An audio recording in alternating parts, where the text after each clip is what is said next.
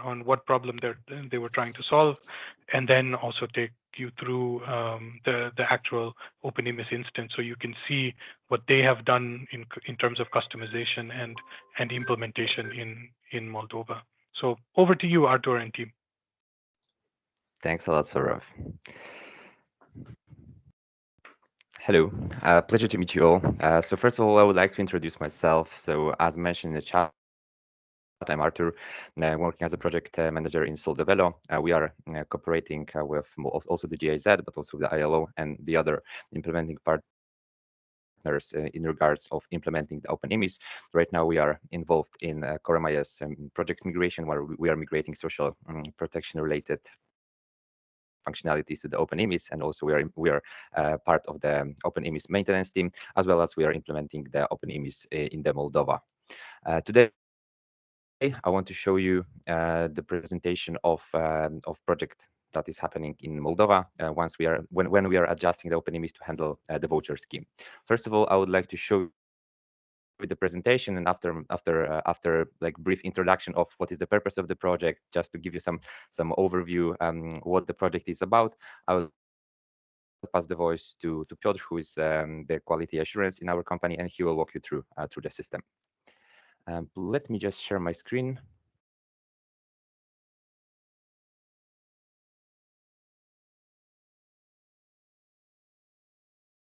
Okay, please let me know if you can see it properly. We can see it. I'm looking into it. Great. So first of all, I walked through the agenda. So I would really like to briefly tell you what is the project summary, what is the goal that we are trying to achieve with this particular project.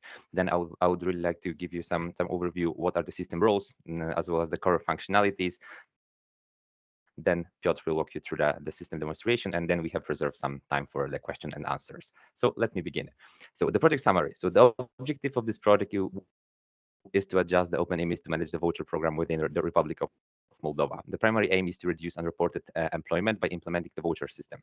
In the project context, the voucher represents a form of compensation for labor carried out by agricultural workers. This is the main goal of the project, but as we are informed right now, the project will probably expand over the agricultural workers. It's let's say that it will be implemented particularly for the agricultural one for like the pilot version, and then it will be very likely extended to another parts of Moldova. What are the system roles that we have into the system? We have the employer one. Employer is an economic unit that has the capability to purchase and assign the vouchers to the day laborers. Employer is some kind of economic unit registered under the law of Moldova and is eligible to buy the voucher and then assign them to the workers. Who is the worker into the system? The worker is a day laborer whom vouchers can be purchased, to whom the vouchers can be purchased and assigned. And this is also going through the system. For this particular use case, workers do not have the access to the system. The access to the system is only employers, inspectors, and admins are eligible to enter the system. The workers are about to inform that the voucher is being assigned, and assigned to them is through the connection with some Moldova application for the notification purposes. The last role is an inspector. It is considered as an administrative role who has the capability to verify whether day labor has active voucher or not. Inspector, as you will see into the system, is not eligible to buy the voucher. It's just able to verify what is the list of the vouchers and whether the voucher is assigned or not. For this particular project, we have also created a separate mobile application wrote in Flutter to address this particular use case, when the inspector can log to the application and check whether the day laborer has a voucher assigned for that particular day or not. So now I will let you know in very nutshell what are the core functionalities of the system. So as I mentioned, first of all, we have the worker registration. It is through the user interface when employers are able to create a worker in the system for future voucher assignments. For worker registration, we are just using the first name, last name, and national ID, the Moldovan national ID, which is about to be validated through the Moldovan national system. This part of the system is still pending as we are waiting for the final stage of the integration, but nonetheless, the system will be validating the national ID based on the Moldovan governmental systems. Then we have the voter acquirement. As I mentioned, because of this functionality, employers are able to purchase the voter, and the payment process is going through, and also in an external Moldovan governmental system called the MPay. So from openIMIS, we're just redirecting employers to that particular system, and then we are receiving the information from the MPay that the voter has been paid. And the other functionality is the voter assignments, where employers are able to assign previously purchased and unassigned voter. It is the case that in system it will be also shown in the further presentation that there are two ways of acquirement of the voter. It's whether we are buying the generic voter, or we are buying voter for a particular worker. When the employer is buying the voter for the generic one, they are not yet assigned. So so employer needs to use this functionality and assign the voter later on. We also have the functionality in regards to employer authorization. The only way that the users can log into the system is through the integration with MPAS. It's also Moldovan governmental system used for the authorization and authentication purposes. Right now, there are no other options to log into the system. It was specifically made for this particular project to somehow avoid the ways that users can log without having the MPAS account. As mentioned, we have created a separate application just for this use case. It is the main functionality and the only functionality of this application is for the employers to verify whether the particular day laborer has a voucher assigned for that particular day or not. The application at this point is very simple. The employer just log into the system, putting the national ID of the day laborer and verifying if the voucher is assigned on that certain day or not. Right now, I'm passing the voice to Piotr, who will be presenting who will walk you through the web application, and after that we will have the Q&A session. So Piotr, passing the voice to you.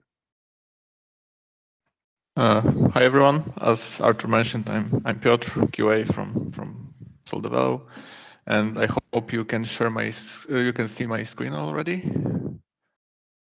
Yes. Okay, great. Okay, so as Artur mentioned, the login in is through the Moldovan EGOV systems, so MPAS.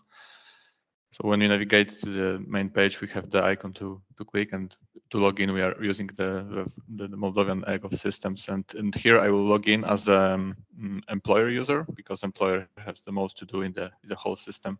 So just sign in. And here we have some summary of the user we're logging in with. So the most important thing is organization that the user belongs to. So here we have two. So it's kind of an edge case, but here we have two economic units that employer is assigned to. So let's click continue, and now we are redirected to the openIMIS implementation. And here we can select two of the economic units that you have seen before. So let's just pick one. And from the main functionalities, we have the workers list, and this workers list is either fetched from Moldovan ecosystems, or we can add some worker manually from here. So we can just add some. Okay, this is not valid. Okay, let's not add maybe new worker now, because there are some like specific numbers to be added for the validation. And for the specific users, we have only like 3 fields, so national ID, last name, and first name. For the vouchers that Artur mentioned before, we have the list of all payments, and most of this is awaiting payment, as we are still during the integration with Moldovan ecosystems for the payment part. But when we select one voucher, for example, this is unassigned because we have no worker ID, no worker last name, or any data. So this is how the voucher itself looks like for now. There is a plan to enhance it to printing this voucher, but not for now. And for the most important part, so the voucher requirement for for workers from employer side. Here on this view, we can select either one of two ways for acquiring vouchers. So first, and probably most common use for it is for specific worker. So here we can just select some workers that we want to buy vouchers for. And also we have a nice feature for workers. So we can select this field and only the workers that we previously worked with will be shown. So if employer is cooperating with some workers, he doesn't have to search with the national ID, but he can just select from the list with the previous for the previous workers. And then worker have to select the dates that the workers will work. So let's select, for example, 4th. They will work between 4th of March and 5th of March. We adding the date range, and then, for example, they can have 1 day break, and they will work between 7th and 8th. So in total, we need it's total 4 days for 2 vouchers. It should be 8 vouchers total. Oh, sorry. So there's an error because when we select vouchers for the, it's up to 30 days, because as the voucher price can change, we can also only buy vouchers 30 days ahead, and then one of the date was extended this date. So let's select maybe some previous dates. So for example, from 26th to 29th, add it, acquire vouchers, and we have 4 days and 8 vouchers. It will be, in this case, $800, and then employer is accepting some policies that Moldovan side should prepare, and then click acquire. And on the vouchers list, we should have, let's find the sorry, vouchers list, voucher national ID. Let's search by date maybe, because I forgot the worker ID, national ID. So it was for the, yeah, here. So sorry, here.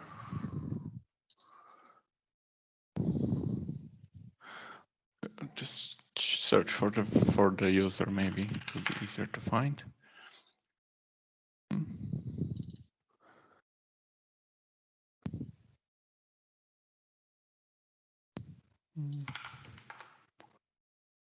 This one.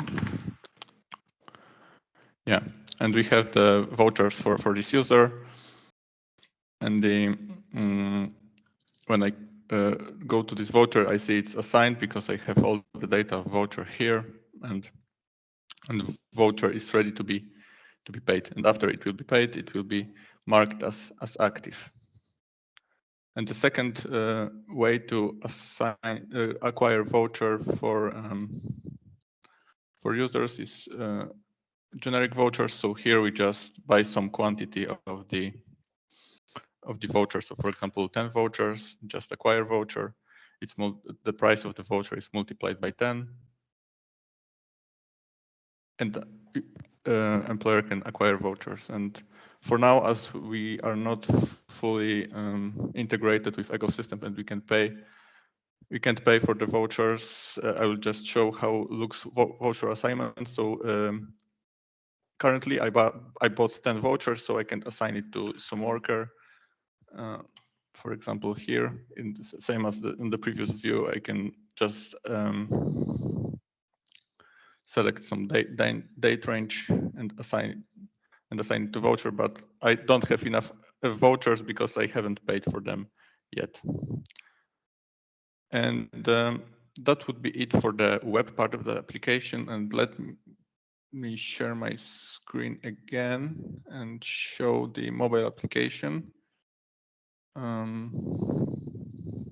here. So as I mentioned multiple times, we've already, we're still waiting for the full integration with ecosystems. So here we have only some mock data. So here is the login screen for inspector. So he can check if the voucher is valid or not for some worker. And if I put some ID here, I will see if the, for example, for this voucher, the voucher is inactive, so the worker shouldn't work here, or he just don't have the valid voucher for now. And if I search for the national ID that doesn't exist in the database, oh, sorry, this one is actually mocked. Okay, so it's some mocked data, so it's hard to. Okay, so for example, for this voucher, for this worker ID, voucher does not exist, and for this user, we can see that when the voucher was assigned and if the voucher is active and which employer hired this worker. And that would be it from the presentation of how the system works.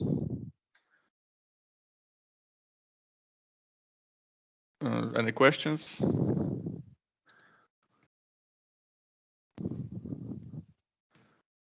Thanks, Artur. Thanks, Peter. So if you have a question, please do raise your hand, or if there are not a lot of hands raised right now, maybe if you have a question, please go ahead and unmute yourself.